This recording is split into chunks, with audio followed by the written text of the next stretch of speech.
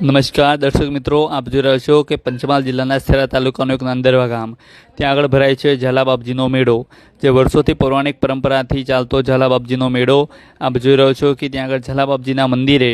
ત્યાં નાનું એવું મંદિર છે, પરંતુ ગામ અને ગાયો ભેંસ પશુઓ માટે તથા પશુઓના અમુક રોગ તથા પશુઓને આપણે જે વિયાયતા હોય છે પશુઓ, તેના માટે ઝાલાબાપજીના મંદિર આ જે મેળો જે થાય છે આગળ ઝાલાબાપજીના નામથી તે બહુ ખૂબ જ પ્રખ્યાત છે અને વિશ્વ પ્રખ્યાત છે અને સુપ્રખ્યાત છે. પંચમહાલથી નહીં, પંચમહાલ જિલ્લામાં આવેલું આ ગુજરાત રાજ્યના પંચમહાલ જિલ્લામાં આવેલું ઝાલાબાપજી જો મેળો ભરાતું જે સ્થાન છે નાંદરવા ગામ, ત્યાં ગામની અંદર દૂર દૂરથી ઝાલાબાપજીના ભક્તો તથા પશુઓ ગાય ભેંસ જે પાલન કરતા હોય છે તે પશુઓ ખેડૂતો પોતાની લાગણી સહ ત્યાં આગળ ઝાલાબાપજીના મેળામાં આનંદ લેવા માટે ત્યાં આગળ સુખડીનો પ્રસાદ તથા નાળિયેરનો પ્રસાદ વધારવામાં આવે છે.